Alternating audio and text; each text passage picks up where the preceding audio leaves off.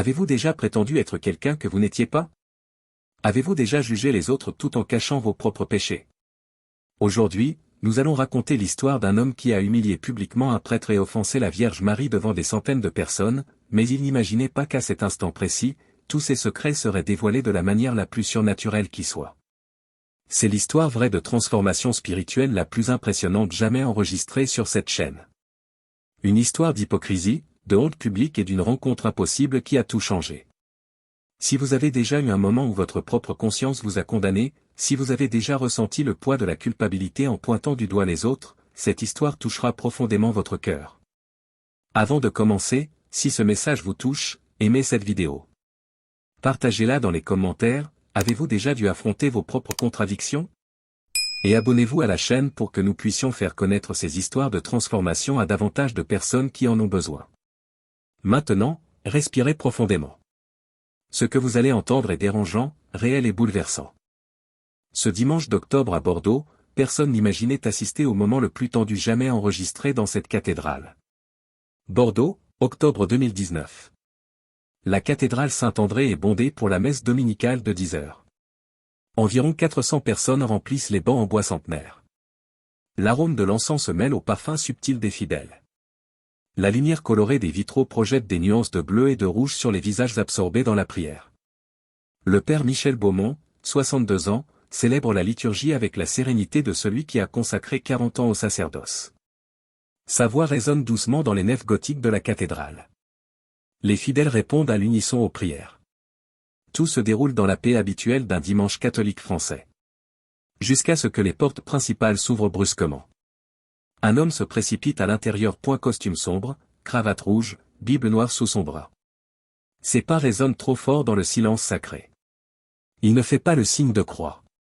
Il ne s'agenouille pas. Il marche droit dans l'allée centrale, le menton haut et le regard provocateur.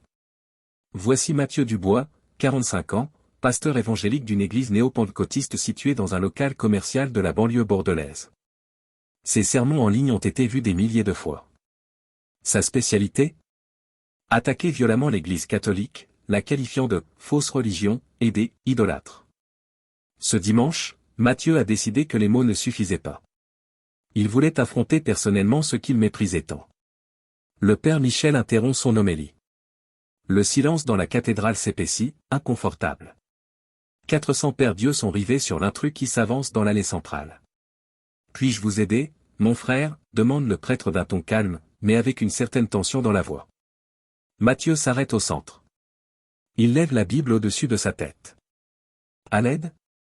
À l'aide ?» Sa voix résonne dans la cathédrale avec une agressivité calculée. « Vous avez besoin d'aide. Vous tous qui adorez les statues, qui priez Marie comme si elle était Dieu, qui suivez les traditions des hommes et non la pure parole. » Des murmures d'indignation résonnent dans les bancs. Des femmes âgées se tiennent la poitrine, indignées. Un groupe de jeunes, à gauche, commence à se lever, mais le père Michel fait signe au calme. « Frère, c'est un lieu de prière. Si vous souhaitez parler, nous pourrons le faire après la messe. » Tente le prêtre. « Non, » interrompt Mathieu. « Vous, les catholiques, vous faites des conversations en coulisses. Vous cachez la vérité aux gens. Aujourd'hui, je vais exposer le mensonge ici, devant tout le monde. » Il s'approche de la statue de Notre-Dame, dans une niche latérale, illuminée par des dizaines de bougies allumées par les fidèles. Il la désigne du doigt avec dédain. « Regardez ça. Idolâtrie. Vous priez une statue. Croyez-vous que Marie vous entende? C'était juste une femme, comprenez-vous? Juste une femme. Elle n'est pas médiatrice, elle n'est pas la reine du ciel, elle n'est rien d'autre qu'une femme qui a eu la grâce de porter Jésus. Mais vous l'avez transformée en déesse. » L'impact de ces paroles frappe tous les présents comme un coup de poing. Certaines femmes se mettent à pleurer en silence. Les hommes serrent les poings de colère. La tension dans la cathédrale devient presque physique. Le père Michel descend lentement de l'autel. Son expression n'est plus seulement calme, il y a quelque chose de profond et de triste dans ses yeux. « Monsieur, vous pouvez être en désaccord avec notre foi, mais c'est un manque de respect. » « Manque de respect ?» hurle Mathieu. Le mépris, c'est mentir à ces gens. C'est leur faire croire qu'ils ont besoin de prêtres comme intermédiaires. C'est vendre des indulgences, c'est accomplir des rituels creux, c'est Et puis quelque chose se produit auquel personne ne s'attendait. Toute la cathédrale commence à trembler. Mais ce qui semblait être un simple tremblement de terre n'était que le début de ce qui allait se produire. Ce n'est pas un tremblement de terre. Bordeaux n'a pas d'antécédent sismique significatif. Mais le sol sous les pieds de Mathieu tremble de manière localisée, comme s'il était le seul à le ressentir. Son arrogance s'évanouit un instant. Il baisse les yeux, perplexe. Puis la lumière change. Les vitraux, qui projetaient autrefois de doux bleu et rouge, semblent désormais vibrer avec une intensité inhabituelle. L'image de Notre-Dame, celle-là même que Mathieu venait d'insulter, semble s'illuminer de l'intérieur, comme si un projecteur éclairait le bois polychrome. Mais il n'y a aucun projecteur du tout. Les bougies au pied de la statue vacillent, leurs flammes dansent frénétiquement, mais elles ne s'éteignent pas. L'air à l'intérieur de la cathédrale devient plus dense, plus lourd. De nombreux fidèles décriront plus tard cette sensation comme celle d'être sous l'eau. Mathieu recule d'un pas. Pour la première fois depuis son arrivée, la peur se lit dans ses yeux. Et puis elle apparaît. Ce n'est pas la statue qui prend vie, ce serait trop facile à expliquer, trop facile à rationaliser. Ce qui se passe est bien plus troublant. À côté de l'image, comme une superposition de réalité, une figure féminine commence à se matérialiser. D'abord transparente, comme un reflet dans un verre trouble, elle prend peu à peu de la consistance. Une jeune femme, peut-être la vingtaine. Elle porte des vêtements simples au ton clair, légèrement bleutés. Un voile couvre ses cheveux noirs. Son regard noir, profond, impossible à maintenir longtemps est fixé sur Mathieu. Elle n'est pas menaçante. En fait, son expression exprime quelque chose de pire que la colère et la tristesse. Une tristesse maternelle, celle qui fait culpabiliser un enfant rebelle plus que n'importe quelle punition. Elle ne parle pas avec sa bouche, mais tous dans la cathédrale entendent sa voix. Elle est douce, mais elle emplit chaque centimètre de cet immense espace. Une voix qui ne vient pas de l'extérieur, mais de l'intérieur de chaque personne présente. Mathieu. Il se fige. Son visage perd toute couleur. La Bible qu'il tenait lui glisse des mains et tombe sur le sol en pierre avec un bruit sourd. Comment connais-tu mon nom? Sa voix n'est plus qu'un murmure étranglé. Je sais bien plus que ton nom, mon fils, poursuit la voix, impossible à ignorer. Je sais ce que tu as dans le cœur. Je connais les secrets que tu caches en criant des demi-vérités. Les fidèles sont paralysés. Certains prennent leur téléphone pour filmer, mais curieusement, tous les appareils électroniques cessent de fonctionner. Écran noir. Caméras inactives. Comme si ce moment ne devait pas être immortalisé, mais simplement vécu. Le père Michel, toujours près de l'autel, s'agenouille lentement. Il reconnaît ce qui se passe, même sans vraiment le comprendre. Non, marmonne Mathieu en secouant la tête. C'est un piège, c'est vrai, Mathieu. La vérité que tu prétends défendre. La silhouette fait un pas en avant. Il ne marche pas vraiment, il flotte, ses pieds touchant à peine le sol. Il vient ici pour dénoncer l'hypocrisie. Les mensonges. La fausse religiosité. Elle tend la main droite et, d'une manière ou d'une autre, une image se projette dans l'air entre elles. Ce n'est pas un hologramme technologique. C'est comme si l'air lui-même était devenu un écran vivant et vibrant. L'image montre Mathieu. Mais ni ici, ni maintenant. Elle montre un petit appartement à Mérignac, en banlieue bordelaise. Elle le voit franchir la porte et embrasser une femme qui n'est pas sa femme. Elle les montre tous les deux enlacés sur le canapé. Elle montre des textos, des rendez-vous secrets, des mensonges élaborés. Cette femme s'appelle Chloé, elle a 34 ans. Elle chante dans sa propre église. Elle est mariée à l'un des diacres. Elle est mère de 2 enfants. L'affaire dure depuis 8 mois. Un cri de stupeur retentit dans la cathédrale. Ce n'est pas du plaisir de voir quelqu'un exposé, c'est de l'horreur. Le genre d'horreur que l'on ressent lorsqu'on assiste à quelque chose qui ne devrait pas être possible. Mathieu tombe à genoux. Il s'effondre littéralement. Ses jambes cèdent et il s'écrase sur le sol froid de la cathédrale. Il tente de parler, mais seuls des sons inarticulés sortent de sa gorge. En condamnant les autres, j'ai caché cela, poursuit la voix, sans cruauté, énonçant simplement les faits. En accusant les prêtres d'hypocrisie, j'ai vécu dans le mensonge. En prêchant la sainteté, j'ai détruit des familles, la vôtre et la sienne. Les larmes commencent à couler. Pas les larmes performatives que Matthieu a versées lors de ses services religieux. Celles-ci sont différentes. Elles viennent du plus profond de l'être humain, là où réside la véritable honte, la culpabilité inintellectualisable. La silhouette s'approche de lui. Elle s'agenouille à ses côtés. Et maintenant, son geste est empreint de tendresse. Je suis venu parce que tu réclamais la vérité, mon fils. La voici. Complète. Sans filtre. La vérité qui révèle non seulement les erreurs des autres, mais aussi les tiennes. Matthieu sanglote bruyamment. Son corps tout entier tremble. Des années de façade s'effondrent en quelques secondes. Mais pourquoi Matthieu nourrissait-il tant de haine? La réponse était enfouie depuis plus de 30 ans dans son passé. Pour comprendre ce qui a amené Matthieu Dubois à cette cathédrale ce dimanche-là, il faut remonter le temps. Retour à Nantes, dans les années 1980. Matthieu est né en 1974 dans une famille catholique traditionnelle. Son père, Georges Dubois, était directeur de banque. Sa mère, Simone, était institutrice. Il assistait à la messe tous les dimanches à la cathédrale Saint-Pierre et Saint-Paul. Matthieu a été enfant de chœur de 9 à 14 ans. Famille parfaite. Foi solide. Apparence impeccable. Jusqu'à ce qu'à 15 ans, Matthieu découvre quelque chose qui bouleverse tout. C'était un samedi après-midi de juin. Matthieu était rentré tôt de l'entraînement de foot car il pleuvait à verse. Il était entré par la porte de derrière. Le salon était vide. Des voix provenaient de la chambre de ses parents, à l'étage. Mais ce n'était pas celle de ses parents. C'était la voix de sa mère, et du père Laurent, curé de la cathédrale. Le traumatisme de cet instant a marqué Matthieu d'une manière qu'il lui faudrait des décennies pour comprendre. Non seulement la trahison elle-même, mais toute l'hypocrisie révélée par la suite. Sa mère, qui priait le rosaire tous les jours. Le père Laurent, qui prêchait la chasteté et la sainteté.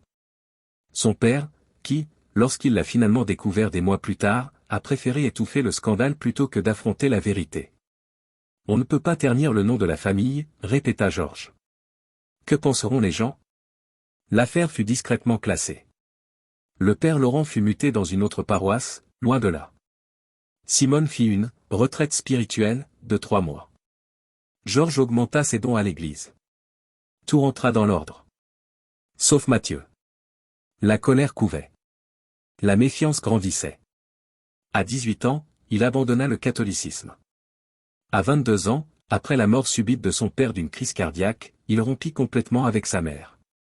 À 25 ans, il trouva une église évangélique néo-pentecôtiste à Bordeaux et découvrit qu'il y avait enfin de l'authenticité. Pas de rituel, vide. Pas d'intermédiaire, hypocrite. Juste la pure vérité de la Bible. Il est devenu pasteur à 30 ans. À 32 ans, il a épousé Isabelle, une femme douce et dévouée. Ils ont eu 2 filles, Léa et Manon. La famille semblait heureuse. L'église s'est développée. Les vidéos sont devenues virales. Mais la blessure ne s'est jamais refermée. Elle a simplement été recouverte de couches et de couches d'activisme religieux agressif. Chaque attaque contre l'église catholique n'était pas théologique, mais personnelle. Elle concernait ce samedi pluvieux de juin. Elle concernait la mère hypocrite, le prêtre menteur, le père lâche. Et puis, il y a 8 mois, Matthieu a rencontré Chloé. Elle est arrivée à l'église avec son mari, Pierre. Elle était belle, talentueuse et charismatique. Elle a commencé à chanter pendant les offices. Matthieu l'a invitée à des réunions de leadership. Ils ont discuté après les offices. Ils ont échangé leurs numéros pour des affaires ministérielles. Les messages ont commencé par être innocents. Puis ils sont devenus plus personnels. Puis plus intimes. Puis. Leur premier baiser eut lieu lors d'une retraite religieuse à Arcachon, pendant que les autres dormaient. Le second eut lieu 2 semaines plus tard, dans l'appartement que Chloé avait hérité d'une tante. Ils commencèrent à se voir tous les mardis et jeudis, toujours à la même heure, toujours avec les mêmes excuses sophistiquées. Matthieu a dit, c'est différent. On s'aime vraiment. Ce n'est pas comme ma mère et ce prêtre. C'est réel. Les mensonges que nous nous racontons sont les plus dangereux. Et maintenant, à genoux dans cette cathédrale de Bordeaux, devant 400 témoins et une présence surnaturelle impossible à nier, Matthieu a enfin vu. Ce n'était pas différent. Il deviendrait exactement ce qu'il détestait le plus. Mon Dieu! Murmure-t-il d'une voix pâteuse. Mon Dieu, je suis devenu lui. Je suis devenu ma mère. Je suis devenu tout ce que j'avais juré de ne jamais être. La silhouette à côté de lui pose doucement une main sur son épaule. Le contact est léger, mais Mathieu le ressent comme un poids de plusieurs tonnes non pas écrasant, mais ancrant. Et maintenant tu sais, mon fils. Maintenant tu vois toute la vérité. La douleur que tu as causée. Les familles que tu as blessées. Les mensonges que tu as vécus en pointant du doigt. Mathieu lève les yeux. Ses yeux rouges croisent ceux de l'apparition. Je ne sais pas comment arranger ça. J'ai tout détruit. Ma famille, mon ministère, sa famille. Dieu ne peut pas me pardonner. Pas après ça. Pas après avoir été si humain. D'une voix pleine. Il cligne des yeux, confus. Oui, Mathieu. Humain. Imparfait. Brisé. Comme tout le monde. La différence, ce n'est pas d'être parfait, c'est de reconnaître ses défauts. Et maintenant, tu le fais. Ce qui s'est passé ensuite dans cette cathédrale a changé non seulement Mathieu, mais tous ceux qui étaient présents. L'apparition se lève. Elle tend les deux mains à Mathieu. Il hésite, puis les prend. Elles sont chaudes, pas métaphoriquement chaudes, mais physiquement chaudes, réelles, impossible à croire qu'il s'agisse d'une hallucination. Elle l'aide à se relever. À cet instant, quelque chose d'extraordinaire se produit. La silhouette se tourne vers toute l'assemblée. Son regard balaie chaque visage, chaque personne. Et lorsque son regard se pose sur quelqu'un, cette personne a l'impression d'être vue dans son intégralité, non seulement de l'extérieur, mais aussi de l'intérieur. Chaque secret, chaque blessure, chaque échec, chaque combat. Chacun ici porte quelque chose. Sa voix emplit à nouveau l'espace. Chacun a ses contradictions. Il porte des jugements tout en cachant ses propres erreurs. Il proclame sa foi tout en agissant différemment. Vous n'êtes pas venu ici aujourd'hui simplement pour assister à son démasquage. Vous êtes venu pour apprendre à vous connaître. Un homme de la 3e banque, nommé Antoine, sent les larmes couler sur son visage. Depuis 6 mois, il vole de l'argent à l'entreprise où il travaille. De petites sommes, justifiées à ses yeux par une juste rémunération. Personne ne sait. Personne ne se doutait de rien. Jusqu'à maintenant. Une femme nommée Brigitte, assise près de l'autel, se souvient soudain des ragots cruels qu'elle avait répandus sur sa voisine. Des mensonges qui ont détruit la réputation d'une femme innocente. Brigitte assistait à la messe tous les jours. Elle communiait. Elle priait. Et elle maintenait ses mensonges. Un jeune couple, Julien et Sophie, se serrent fort la main.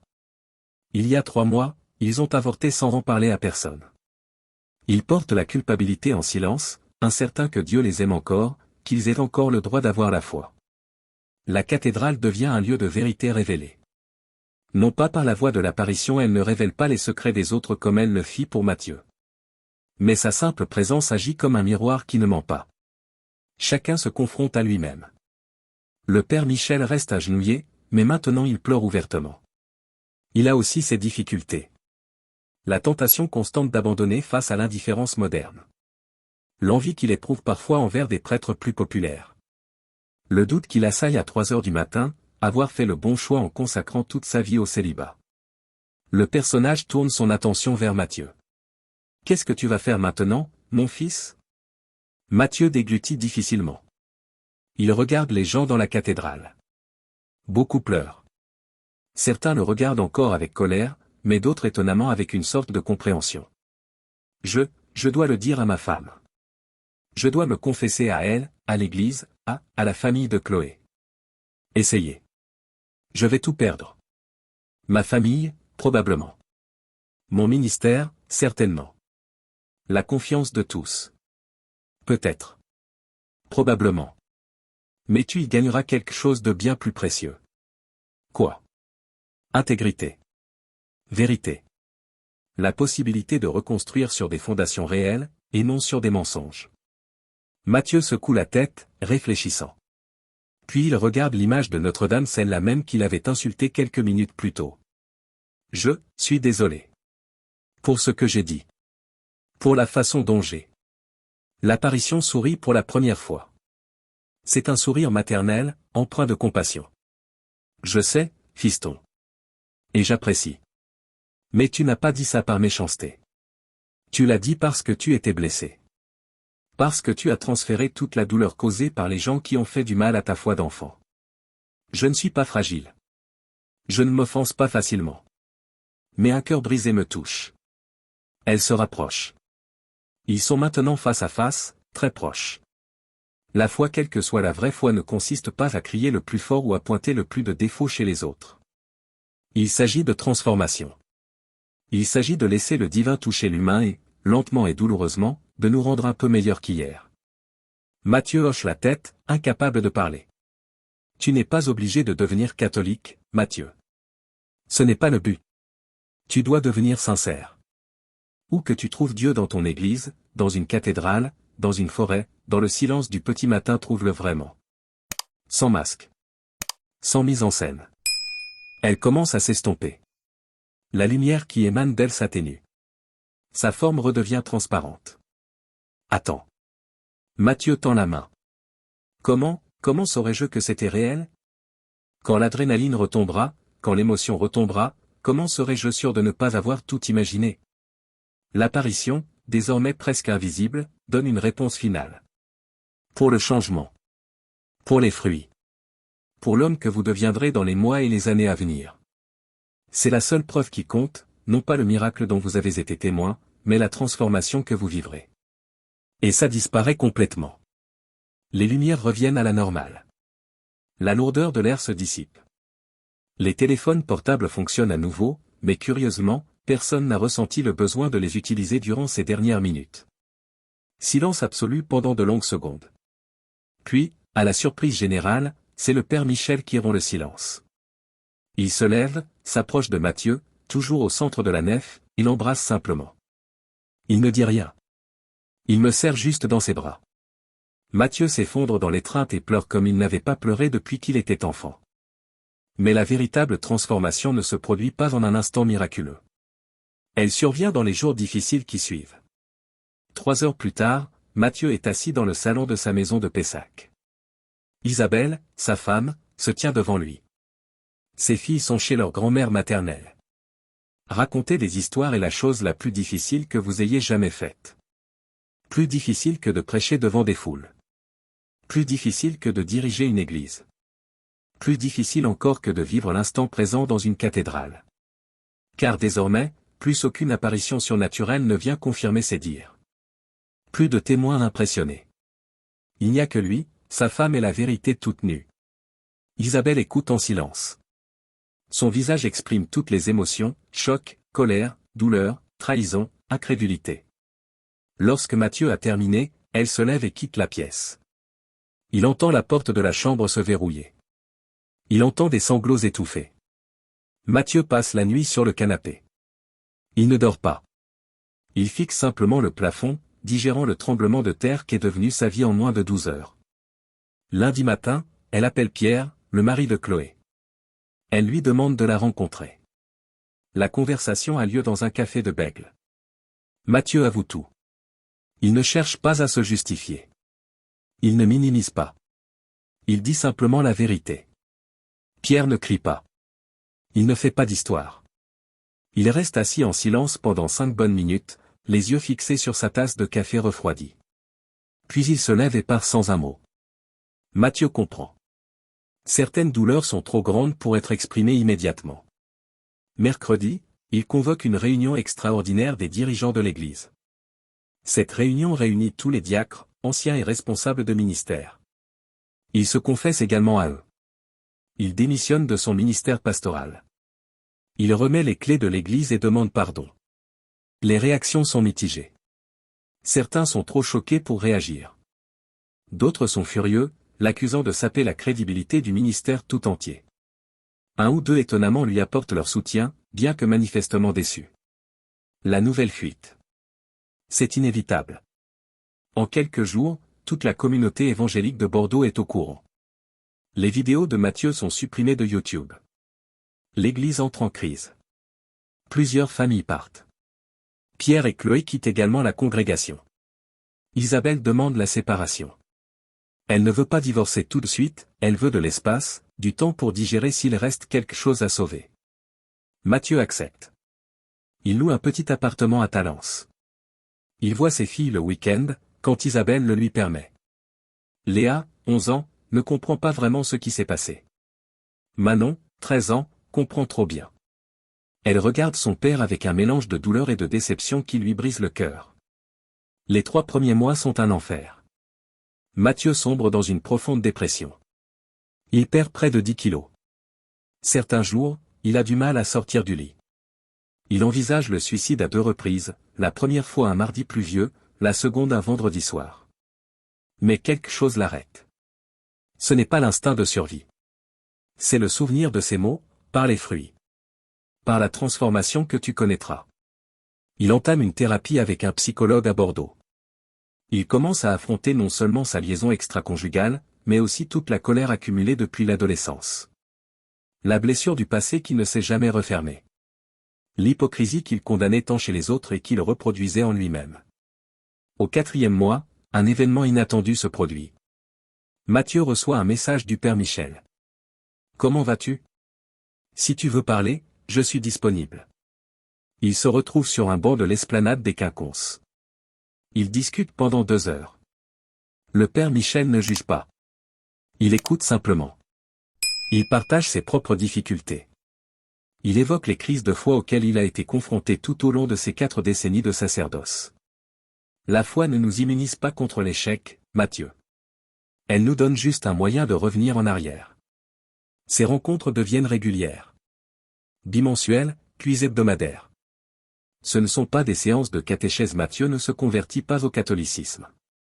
Ce sont des conversations entre 2 hommes qui cherchent à comprendre ce que signifie vivre une foi authentique dans un monde complexe. Au 6e mois, Isabelle accepte de commencer une thérapie de couple. Les séances sont terriblement difficiles. Il y a beaucoup de ressentiments, beaucoup de douleurs refoulées. Mais il y a aussi, étonnamment, de petits moments de reconnexion. De petits rappels des raisons pour lesquelles ils sont tombés amoureux 15 ans plus tôt. Je ne sais pas si je peux te pardonner complètement, dit-elle lors d'une séance. Mais je suis prête à essayer de comprendre qui tu es maintenant. Pas qui tu étais, pas qui tu prétendais être. Qui tu es vraiment. C'est un début. Au 8e mois, Pierre appelle Mathieu. La conversation est brève et tendue. Chloé et moi essayons de reconstruire. C'est dur. Vraiment dur. Mais, je voulais que tu saches qu'on essaie. Merci de me l'avoir dit, répond Mathieu. Et Pierre, je suis désolé. Je sais que je l'ai déjà dit, mais je le répéterai toute ma vie. Je suis profondément désolé. Je sais. Et, étrangement, j'y crois. Il raccroche. Mathieu pleure, mais cette fois, ce ne sont pas seulement des larmes de culpabilité. Ce sont des larmes de gratitude pour une seconde chance qu'il sait ne pas mériter. Au 10e mois, un événement marquant se produit. Mathieu décroche un emploi dans une librairie chrétienne à Bordeaux. Ce n'est pas glamour. Ce n'est pas sous les projecteurs. Ça ne rapporte pas des milliers de vues. C'est juste un travail honnête, servir les clients, ranger les rayons et recommander des livres. Et pour la première fois depuis des années, Mathieu ressent une véritable paix. Manon recommence à lui parler. Des conversations brèves d'abord, puis plus longues. Elle lui pose des questions difficiles, comment as-tu pu faire ça? Comment as-tu pu prêcher une chose et en vivre une autre? Mathieu n'a pas de réponse facile.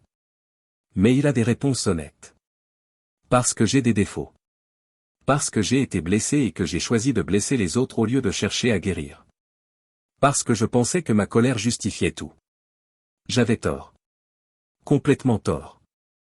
Elle assimile tout cela. Puis, un samedi après-midi de mars, elle serre son père dans ses bras pour la première fois depuis presque 1 an. Ça fait encore mal, murmure-t-elle. Mais, je crois que je comprends un peu. 1 an après ce dimanche à la cathédrale, Mathieu revient. Non pas pour affronter. Non pas pour prêcher. Juste pour s'asseoir au fond de l'église et réfléchir. Le père Michel le voit, s'approche et s'assoit à côté de lui. Comment va ton cœur? Toujours brisé, répond Mathieu avec honnêteté. Mais différemment. Avant, j'étais brisé et je faisais semblant d'être entier. Maintenant, je suis brisé et c'est normal. Parce que c'est réel. C'est ça la sagesse. Il reste assis dans un silence confortable pendant quelques minutes. Puis Matthieu demande. Ce jour, était réel, n'est-ce pas? Le père Michel sourit. 400 personnes l'ont vu. Beaucoup ont vu leur vie changer. Antoine, l'homme qui a volé l'entreprise, a tout rendu et a avoué. Brigitte, qui a répandu des rumeurs, a présenté des excuses publiques à son voisin. Julien et Sophie ont consulté un thérapeute et se reconstruisent. Oui, Mathieu. C'était réel. Mais pourquoi moi? Pourquoi est-elle apparue à quelqu'un qui l'insultait? Peut-être précisément pour cette raison. Parce qu'il en avait besoin. Parce que son cœur était si fermé que seule une impossibilité pouvait l'ouvrir. Parce que Dieu ou quel que soit le nom que vous vouliez donner à cette force crie parfois à ceux qui sont devenus sourds à force de crier. Mathieu hoche la tête, réfléchissant. Aujourd'hui, 2 ans après ce dimanche d'octobre, la vie de Mathieu Dubois n'est pas parfaite. Isabelle et lui sont de nouveau ensemble, mais leur mariage est différent, plus authentique, moins performatif, fondé sur une honnêteté brutale plutôt que sur les apparences. Ses filles l'aiment, mais la confiance se reconstruit encore, pierre par pierre. Il n'est plus pasteur. Il n'a plus de plateforme. Il n'a plus de fidèles. Il travaille dans une librairie, suit une thérapie chaque semaine et participe à un petit groupe d'études bibliques écuméniques où catholiques, évangéliques et orthodoxes se réunissent pour chercher Dieu ensemble sans s'attaquer les uns les autres. Il y a des jours difficiles. Il y a des nuits où la honte vous réveille encore à 3 heures du matin. Il y a des moments où l'on croise quelqu'un qui vous reconnaît et perçoit le jugement dans son regard. Mais il y a aussi des jours de paix. Des jours où l'on a enfin l'impression de vivre pleinement, au lieu de se contenter de performer. Et parfois, lorsqu'il est seul à la librairie à trier des livres sur Marie catholique, protestant, orthodoxe, Mathieu ressent une présence. Ni dramatique, ni surnaturelle, comme ce jour-là. Juste la douce certitude qu'il n'est pas seul. Qu'il a vu. Connu. Et malgré tout, aimé. L'histoire de Mathieu Dubois ne parle pas de miracle spectaculaire. Pas vraiment. Il s'agit du miracle, bien plus difficile, d'une véritable transformation. Il s'agit du courage brutal qu'il faut pour se regarder dans le miroir sans filtre. Il s'agit d'admettre que nous sommes tous, chacun d'entre nous, hypocrites à un certain niveau. Que nous jugeons les autres tout en cachant nos propres secrets. La véritable différence ne réside pas dans le fait de ne jamais échouer, mais dans la façon dont nous réagissons lorsque nos échecs sont révélés. Mathieu aurait pu le nier. Il aurait pu le rationaliser. Il aurait pu s'en prendre à ceux qui l'avaient dénoncé. Au lieu de cela, il a choisi la voie la plus douloureuse, admettre la vérité, en assumer les conséquences et, lentement et péniblement, reconstruire sur des bases solides. Cela ne fait pas de lui un héros. Cela le rend humain. Et c'est peut-être précisément ce que cette apparition dans la cathédrale était censée enseigner, non seulement à Mathieu, mais à tous ceux qui étaient présents, le sacré n'exige pas la perfection. Il exige la sincérité. La vulnérabilité. La volonté d'être vu dans sa globalité avec tous ses défauts, toutes ses contradictions et de persévérer. Au cours de ces 2 années, Mathieu a appris quelque chose qu'aucun sermon ne saurait enseigner, la foi n'est pas une certitude à l'abri du doute. C'est faire confiance même quand on ne comprend pas. C'est tenir bon même quand tout en soi hurle à l'abandon. C'est choisir la vérité même quand elle détruit tout ce qu'on a bâti sur des mensonges. Si vous écoutez cette histoire aujourd'hui et reconnaissez quelque chose de Mathieu en vous-même, la colère non traitée, l'hypocrisie cachée, les masques qu'il porte pour cacher qui il est vraiment, sachez que vous n'êtes pas seul. Nous portons tous quelque chose. Nous faisons tous semblant, dans une certaine mesure. Nous avons tous des secrets que nous serions terrifiés à l'idée de voir dévoilés. Mais la liberté ne vient pas de mieux se cacher. Elle vient de cesser de se cacher. Vous n'aurez pas besoin d'une apparition surnaturelle pour changer.